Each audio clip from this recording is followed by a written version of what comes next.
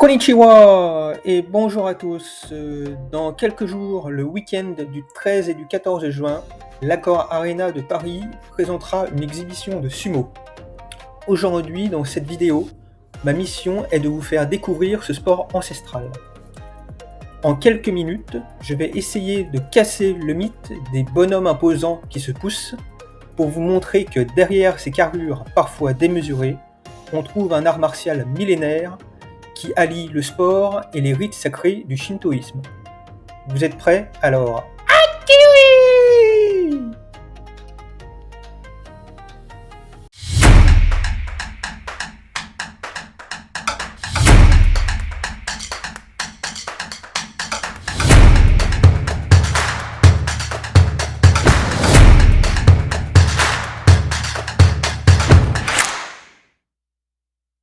Parlons d'abord de la zone de combat, ce qu'on appelle doyo. Avec une base pyramidale faite d'argile, c'est un cercle délimité par des rondins de paille. Il est construit avant chaque tournoi et démoli à la fin de la compétition. Au centre, on peint 2 lignes blanches qui servent à répartir également l'espace initial des lutteurs.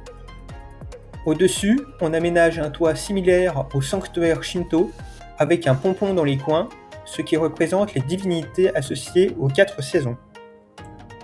Il y a 2 règles d'or, ne pas sortir de la surface et ne pas toucher le sol avec autre chose que les pieds.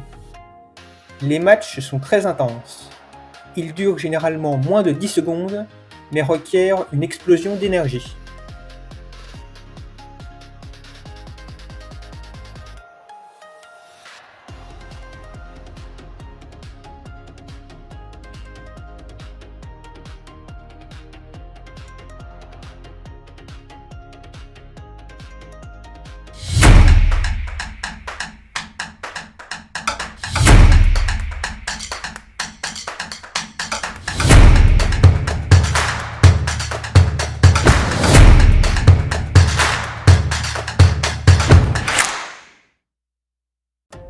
Tout est régi par le Banzuke, c'est le classement des lutteurs qui se renouvelle tous les 2 mois.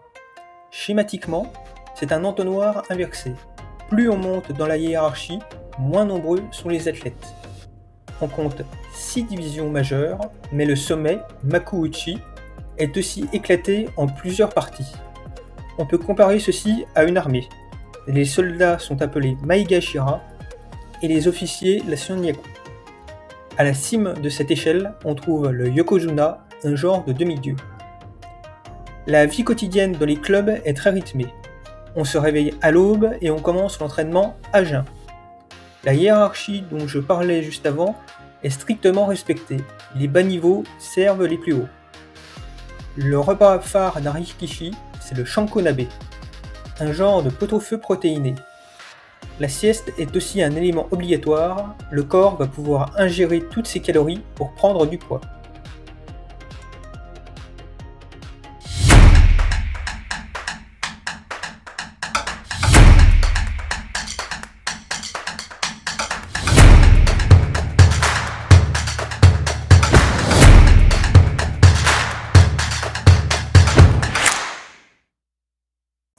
À l'origine, le sumo était employé dans le monde agricole. C'est une prière ou une danse pour avoir de bonnes récoltes. On entend cette expression vers l'an 720 dans une légende d'un duel arbitré par l'empereur en 23 avant Jésus-Christ. Le mythe de Nomino Sukune est né. Les gestes sont très précis et ont chacun une signification particulière. On jette du sel pour purifier, on enterre les mauvais esprits avec un shiko, et on les libère en faisant danser un arc dans les airs.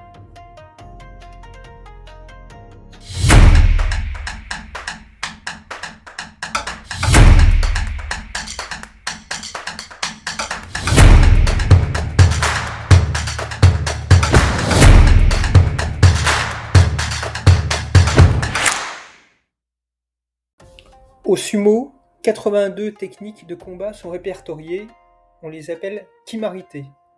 Mais seulement 12 sont réellement employés. La plus connue est Yorikiri, où l'attaquant va pousser son adversaire en maintenant constamment au moins une main sur la ceinture. Et voilà, en quelques minutes, j'ai essayé de vous expliquer ce qu'est le sumo. J'espère vous avoir convaincu de la beauté de ce sport. Je serai ravi de vous retrouver à Paris ce week-end pour partager la venue des lutteurs. C'est un événement que l'on n'a pas connu depuis 1995, soit 31 ans.